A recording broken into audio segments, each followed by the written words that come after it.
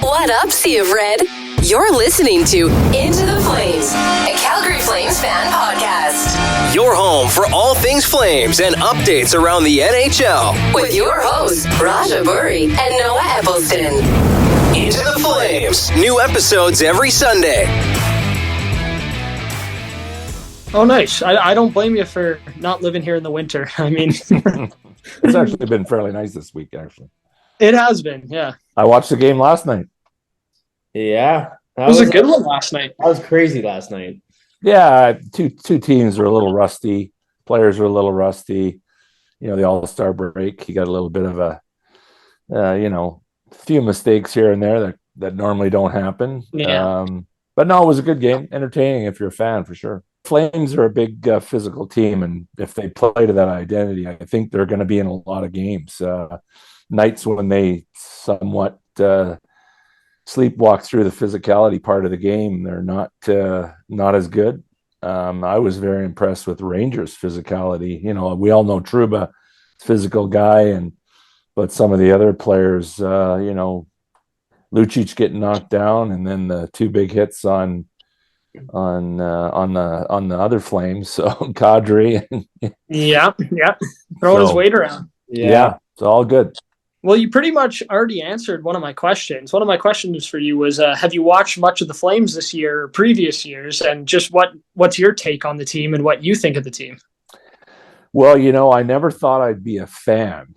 I've worked in hockey since I was, a kid, basically. Junior hockey, played in the NHL, then coached in the NHL, and coached in the Western Hockey League. And then I retired and we moved to Calgary. And I just thought, it's going to be fun to go to hockey games again and just have no pressure of scouting or worrying, what do I have to watch? Just go and watch it as a hockey fan. And being a Flame alumni, obviously a big love for the Flames and the Flames hockey team, how well they treat us as an alumni group in the community and including us in a lot of things they do. So big fan. I've been, since we moved to Calgary here, I've been to a ton of games. Every time I'm in town, I go to the games. A couple of weeks ago, I was here for the Chicago and the Columbus game. Oh, okay. 1 week. So that was fun. And then watching the game last night. So I try to watch as much as I can. I can't always get the games in Arizona, but I have my ways of getting games, and I'm usually able to find one or get a replay, one or the other. Little disappointing on that Chicago game, though. Yeah, I was sitting with Lanny, and Lanny said, Hunts, these are the games that really scare you as a guy that knows the game, because they're down on the rung on the standings, and you start to take them a little light and don't play to your. You got a guy that's I think it was his first game he started in the NHL as a goalie. Yeah. And all these little things add up to taking a team lightly, and next thing you know, it's too late and you can't claw your way back into a game. So I'm a big fan. I think they're going to make the playoffs. I think they're looking at everybody possible that can play for the team here and help them. And if not, they'll probably add a piece or two here at the trade deadline. I wouldn't be surprised if they didn't. No, absolutely. Well, you guys heard it here first. We got a playoff prediction from Tim Hunter himself.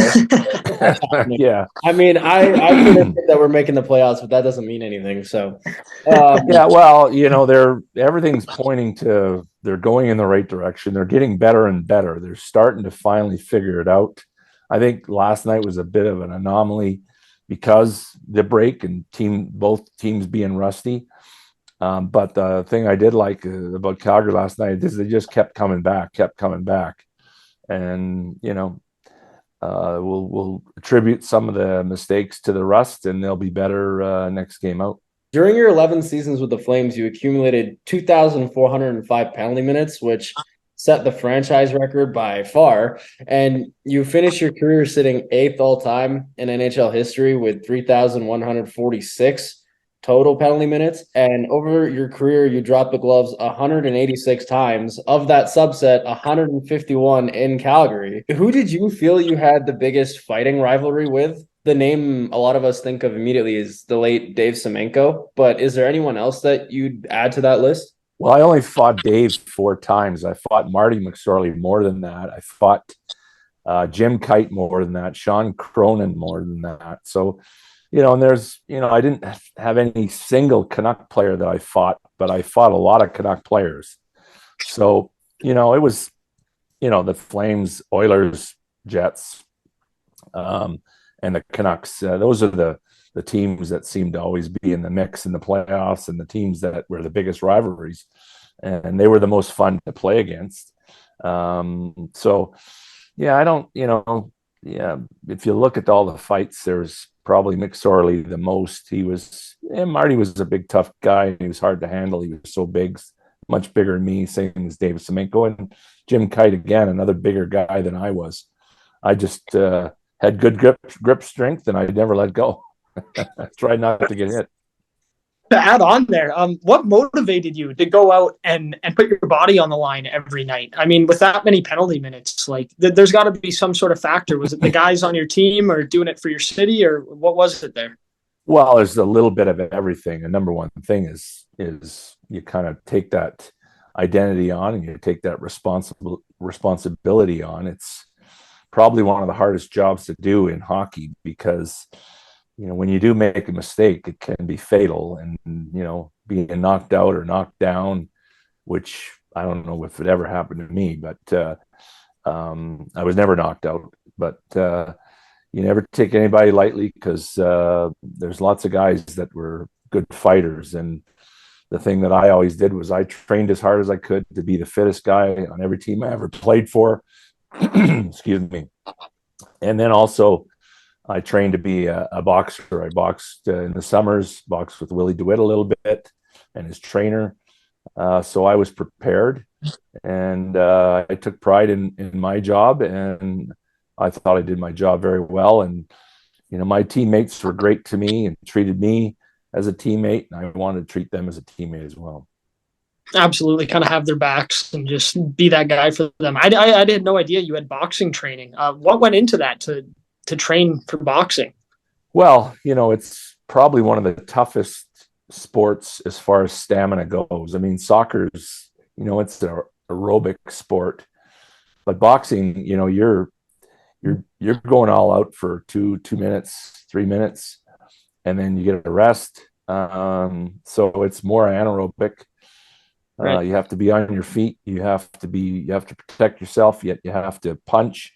You have to know how to disguise a punch. You have to know how to take the punch. Boxing is a very complicated sport. It's much more complicated than people realize. And the real key is the tells on when people are punching, and how to protect yourself so you don't get hit.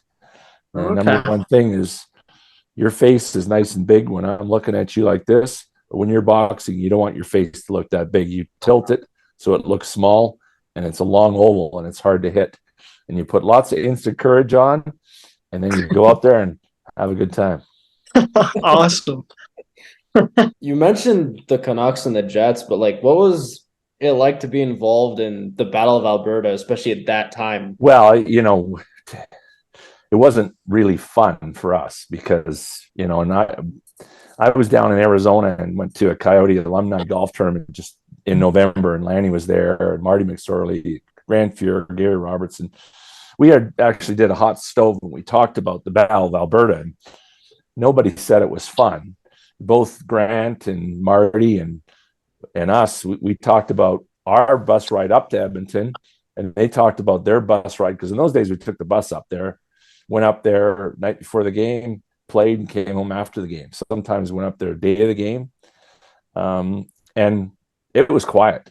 The bus ride was quiet before and after, because, you knew there was going to be a lot of violent hockey, a lot of physical hockey, some fights. There's going to be lots of goals, never lack of that in the Battle of Alberta. So, those guys said, we'd be riding down to Calgary. You could hear a pin drop, because everyone knew that they had to be on their toes, on their game, because both teams were very good, and both teams were very tough and very physical. And it was, that's why they call it a battle. It wasn't wasn't just a hockey game. There was a lot of little battles within the big battle. I mean, we didn't plan on fighting. We didn't plan on, game of hockey is a game of emotion. And, sometimes, when you're riding that fence of being emotional and unemotional, sometimes the emotions get the best of you, but it's never a bad thing to be over emotional than under emotional.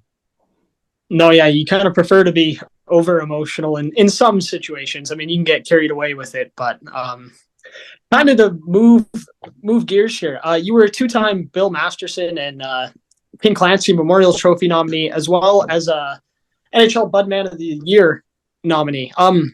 What did that mean to you, and like what kind of level of dedication and work did it take to get there?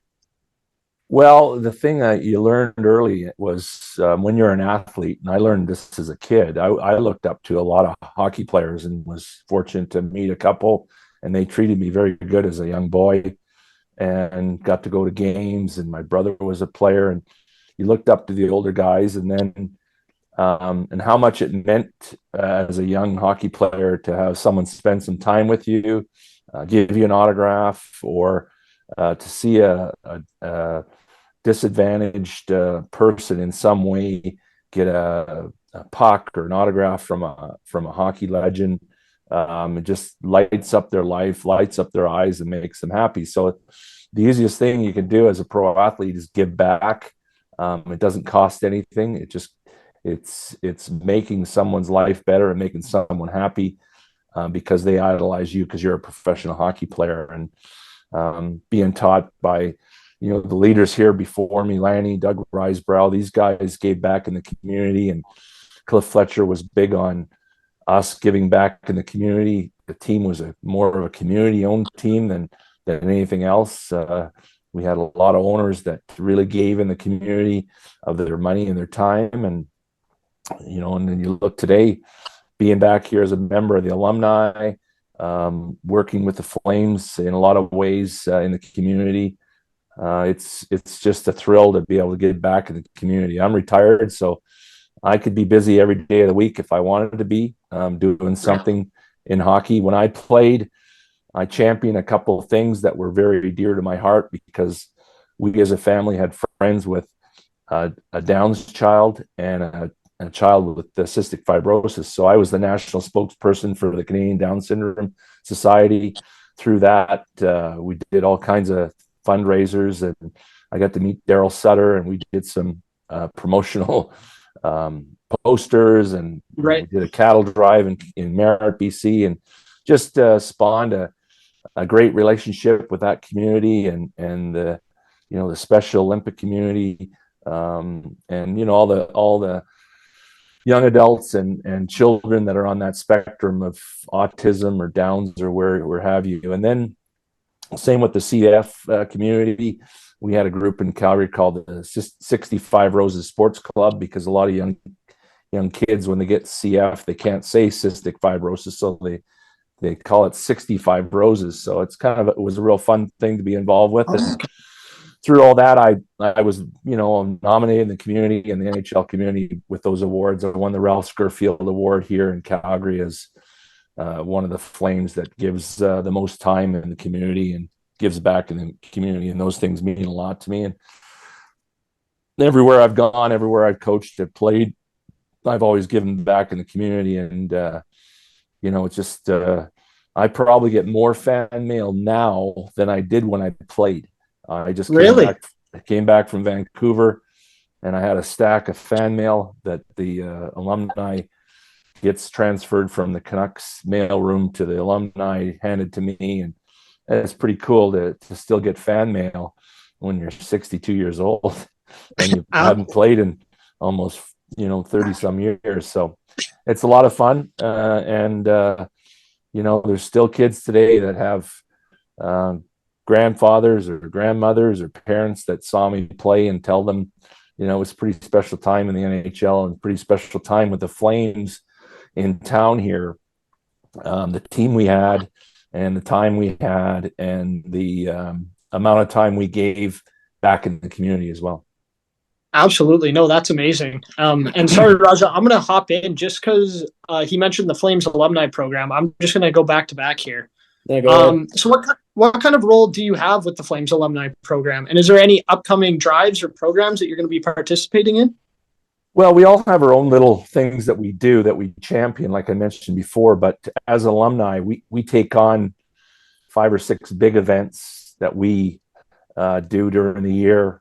Our golf tournament, the brown bagging lunches, the Toys for Tots at Christmas time, the toy drive, and then a few other endeavors we do, mustard seed charity events, games, help with the Flames Foundation with the golf tournament, the poker tournament, and then just small things. I'm part of the Calgary Police Youth Foundation Ambassador Program. We have a power play program that we introduce kids to soccer in the summer and then hockey in the winter. So every Wednesday from 5 to 6, we're at Max Bell on the ice. I'll be there this Wednesday.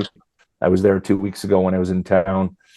And there's anywhere from 20 to 70 kids on the ice, and they just go out. You got a bunch of police officers out there with myself, another couple community celebrities, and we just let them play hockey. We teach them a few things and let them go out there and have fun, and introduce them to being around police officers and celebrities that, we're real people.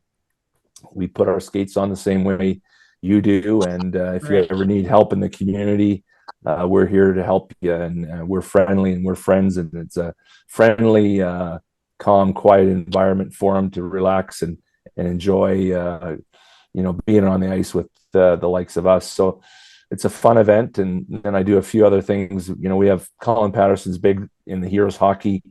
It's a lot of kids that are disadvantaged, right from physical disabilities to mental disabilities. And they come on the ice on a Sunday morning for an hour. We have 2 big groups, and they again they play games. We put them through drills and treat them like all other hockey players. And it's amazing when you start at the beginning of the year and 3-4 months pass by, and how much they've improved in their hockey. And then yet the biggest area they improve in is their confidence of being around other kids and being able to perform on the ice. So that really raises their self-esteem and their self-confidence. So it's a big thrill to watch and see. Same with the power play program. Some kids just coming out there for the first time, never skated before. A lot of new Canadians coming here. We give them an opportunity to have some physical activity after school and bring them. We have snacks for them. They come out. The parents can stand on the board and the bench and cheer them on. And just a great endeavor. And it's a lot of fun to see those kids improve and develop self-confidence. That's awesome. I love hearing that. Obviously stated that you're retired and stuff now, but is coaching something that you'd go back to if you got a call? The only way I would ever coach again is if it was at the NHL level. I've been 6 years in Moose Jaw was a lot, riding the bus and a lot of, you get spoiled when you're with NHL players, and they're somewhat ready-made. With junior players, 15, 16, 17 years old, there's a lot of work. It's a lot of work. And sometimes, it's more than 1, 2, or 3 coaches can handle in a lot of ways. My last 4 years coaching, I coached with the U18 World Championships and then 3 times with the World Juniors. So I didn't have Christmases off or summers fully off. So I did a lot of work. I worked a lot, and I got a little burnt out in the end. So the moment I turned 60, I was glad to be able to say I can retire and be able to retire. And I've really enjoyed it. So I'm not actively looking for a job, but if someone came along at the NHL and it was the right fit, I might take it up. Adding to that, what was it like coaching the Canadian World Junior team? It's such a big event. And, when I played there, it really wasn't, it was I think it was in its infant stages, and it was so I didn't really. And then even playing in the NHL, playing here in Calgary, yeah, a little bit, but I wasn't a big hockey fan, so I wasn't turning hockey on when I was a player that much, especially junior.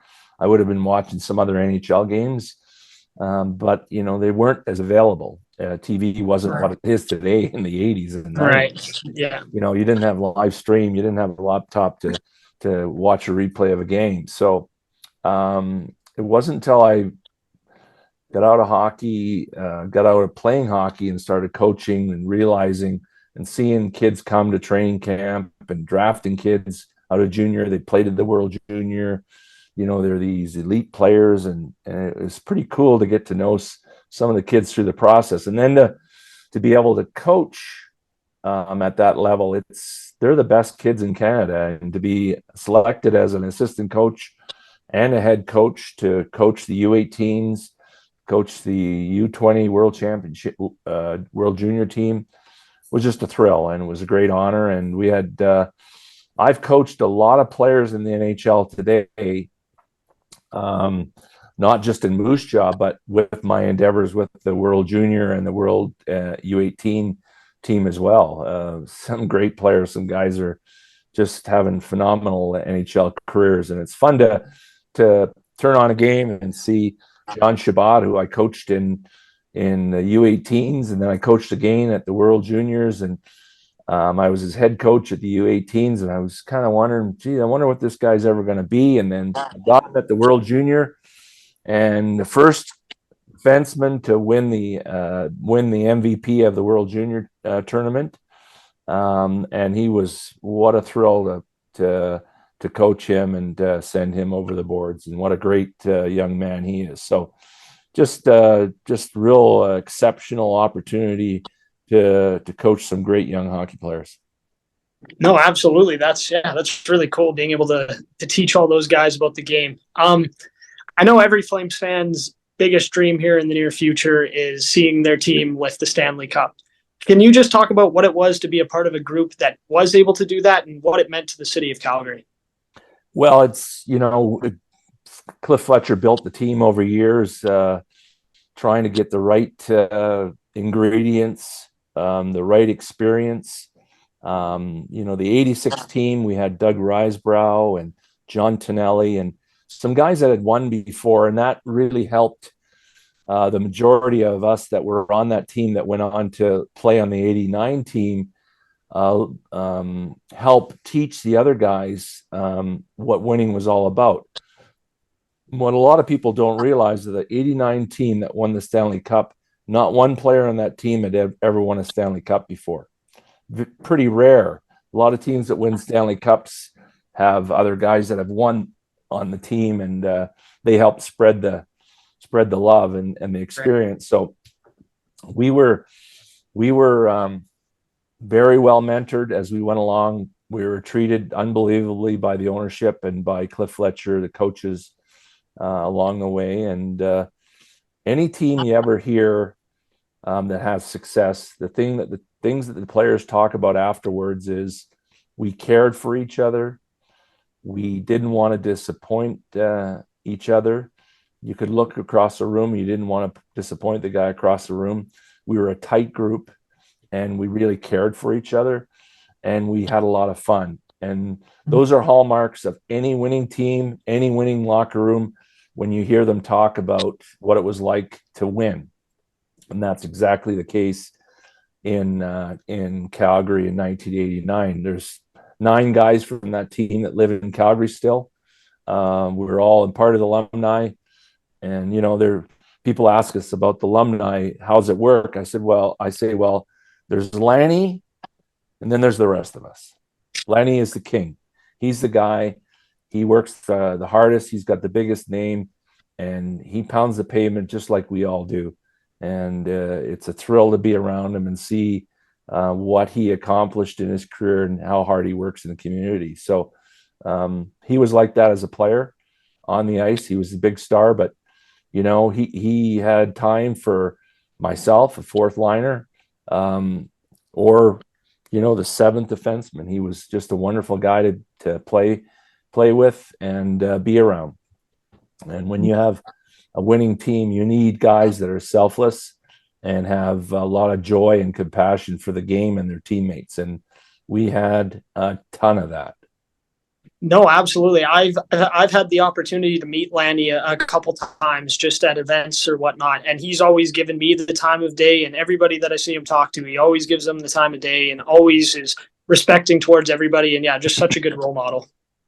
Yeah, for sure. And I mentioned earlier, I came back from Vancouver here on the weekend. I was at Gino Logic's Celebration of Life, and this is a guy. He's a First Nations Indigenous hockey player. And he loved people. He loved everyone he ever talked to. You could tell the way he talked to them that he respected people, and he was just a wonderful person as well. And that's a lot of hockey players are like that. They're very humble and appreciative that if it wasn't for the fans, we wouldn't have a career. So it's it's always nice when you run into guys that are the leaders in that area. Yeah, absolutely. And as fans too, it's so nice to see all of that. That pretty much answered the last question I was going to ask. So if you have anything else, like there's one thing I could end off with here. Is there any like super memorable just one fight that you could leave us off with that like it just sticks out in your mind, or you have a fun story on? Maybe it has a little bit of a funny background or anything like that? Oh, geez. I've only had, 180 some fights in regular season, but another 30 or so in the playoffs. So 132 playoff games. Lots of fights. Probably the fight that is I get asked the most, I get a lot of questions asked, and of the questions I ask the most, it's who is the toughest guy you ever fought, and and then who's the hardest guy to fight, who's the guy that you're kind of, there was a lot of guys. The one fight that was, and I've told this story so many times, it's fun to tell, but so who's the toughest guy you ever fought? And I didn't really know it at the time, but I fought Nick Fotiu in the 80s, early 80s in Madison Square Gardens. I had beaten up Don Maloney in the early part of the third period, and I thought, okay, Nick Fotiu's coming over the boards. He's going to kill me because I beat up his teammate. And Nick was a Golden Glove box champion. He had these massive hands and forearms, and he was just a scary-looking dude. He didn't wear a helmet, and he just flew around the ice, and you're going, man, don't ever let that guy hit me. Either with a check or a punch. So we score to go up in the game, and I'm Bob Johnson's not very smart as far as the fighting goes in the NHL at the time, and I hadn't played in like 7, 8, 9 minutes. So we score. There's a minute left. He throws me out at the face-off. So like Herb Brooks goes, oh, okay, well, I'll throw Nick Fotiu out, and maybe we'll have some fireworks here. Well, I'm going, oh boy. Just when I thought I was going to get out of Manhattan alive, Nick Fotiu comes over the boards, and I'm going, oh, geez. So we're at the face-off, and I'm a right winger. He's a left winger, and he spears me right inside the groin just before the puck's dropped, right inside my groin. And I'm like you got no padding up there. Right. And I'm like, oh, I said, maybe I should just go down, and I'm hurt, and I won't have to fight him. But I fought him. So he steps back, and he's got no helmet on. He drops his gloves, and he's giving me the, come here. And I was young and dumb and wanted to get it over with. So I take a step towards Nick Fotiu, and he just reaches out. He grabs me, and he pulls me, and he's punching and pulling at the same time. And I'm flying through the air towards him. I'm going, oh, dear. And I dropped my head, and he hit me right on top of my helmet. And I don't think Bearcat has found the helmet yet. I don't know where it was. It just blew off my head. And we wrestled the ground, never really had a fight. And I went, thank you. I am going to get out of Manhattan alive. So about 4 or 5 years later, Nick joins the Flames. And we're playing in Vancouver. Nick hadn't fought for us yet. And he wanted so bad to get in a fight. Like everyone was terrified of him. Nobody really wanted to fight him. He's like Dave Semenko. He only had like 40 or 50 fights because nobody wanted to fight him. He's just okay. So big and and vicious, you know. So Yeah. So we're playing Vancouver in the old Coliseum, and Craig Cox is on the Canucks. Was a real tough guy too, but a big tall guy, and he had this kind of California Scooby-Doo kind of way about him. He's like, "Hey, Hunts, you want to fight?" And I'm kind of go, "Sure, dude, whatever you want," you know, giving him his California laid back lingo. And so we get to square off, and this big hand comes in and pulls me out of the way. It's Nick Fotiu. He goes, "Hunts, I'll take care of this guy." And I'm like, "Okay, go ahead. Have at it. You know, whatever you need." So they start squaring off. And like I mentioned earlier, boxing skills, how to disguise a punch. Well, they're just kind of squaring off. Coxie's there, and Nick just goes, bam. Just like that, hit Cox in the right orbital or left orbital bone here, and caved his face in, broke his orbital bone, just caved his face in. And I was standing right here watching, and I just kind of went, now I know that's the toughest guy I ever fought, because that could have been my face. Right. 5 years or 4 years, whatever it was earlier, if I didn't duck my head. He would have caved my face. Oh my God. Coxie, yeah, he had to have his orbital bone repaired. But the great part of the fight was Cox didn't go down. He just kind of crumpled a little bit, and he got back up. He goes, "Whoa, dude, that's a punch." And I'm like, come on. No way, this guy. And he fought. He continued to fight. No way. Oh, yeah. It was something else. So I knew at that moment Nick Fotiu was the toughest guy I ever fought. I mean, I fought Probert twice, and so I know what toughness is, but that's just kind of a fun story because, you know, I played against Nick, then played with them, and kind of made it full circle kind of thing. Yeah. And I was sure glad to be able to play with. No, absolutely. That's an awesome story. That's probably the best story we've ever gotten, I think. Yeah, I think so. I'm not sure if you can see the fight on YouTube or not. It's probably on there. You'll see it. I'll have to go dig in for that after this. We're gonna have to look that up. Yeah, well, Dave Brown, I was on the Flames, and they brought in Stu Grimson to try to help me, and Stu fought Dave and did okay, and then Dave fought him again and broke Stu's orbital bone. Same thing. You know, it's like taking a sledgehammer and hitting the side of beef, just like boom. Right. Yeah. And then you just see the whole face. It's like he's had some sort of stroke. His face just awful. Right. And then Dave Brown did the same thing to Jim Kite. So we brought Jim Kite into Calgary again to help with the toughness here with me. And Jim got his orbital bone broke by Dave Brown as well. So I've witnessed three punches that crush guys' faces, and it's not pretty. Wow. That's why you put the instant courage on before you fight. So those punches glance off. Wow, that's amazing. I don't think there's much more we could ask. That was really awesome. Thank you so much. That was probably the best way that we could have ended this. So thank you for your time, Tim. That was awesome. Yeah, no problem. My pleasure. And I used to laugh. I'd be in the back right before the game. We'd be going out, and everyone's going in there putting water on their hair and getting all ready, and I'd be putting the Vaseline on my nose and my eyebrows, and the young guys go, "What are you doing, Tim? What's that?" I go, "That's instant courage. Do you want some? Here, it's just right in the jar here." I said, "Put some on, then you won't be afraid if you get punched."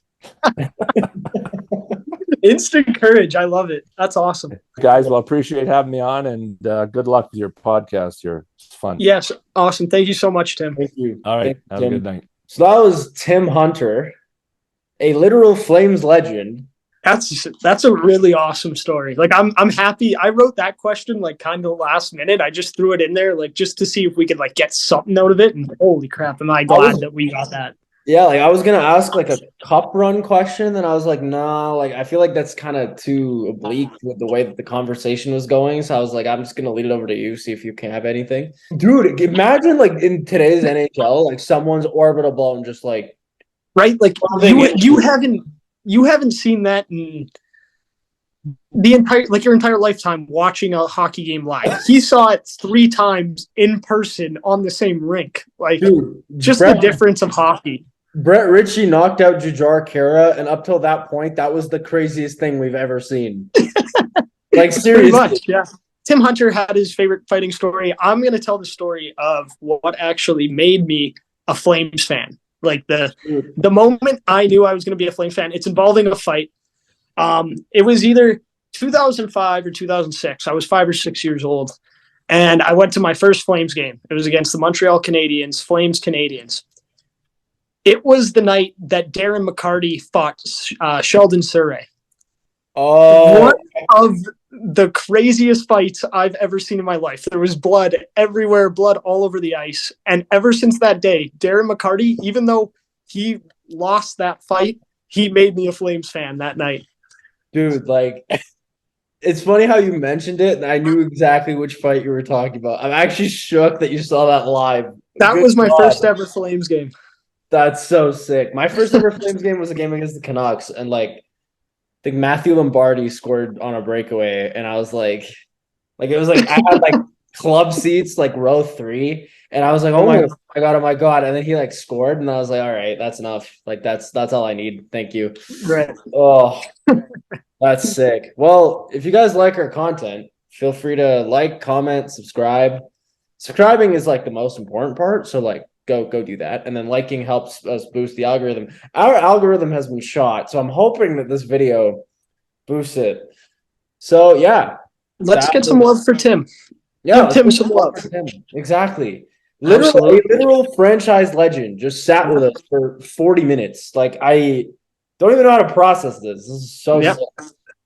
No, absolutely. I'm gonna go learn how to box, and in the meantime, all of you subscribe. Alrighty, thanks for listening, everyone. Yeah, thanks for listening, everybody.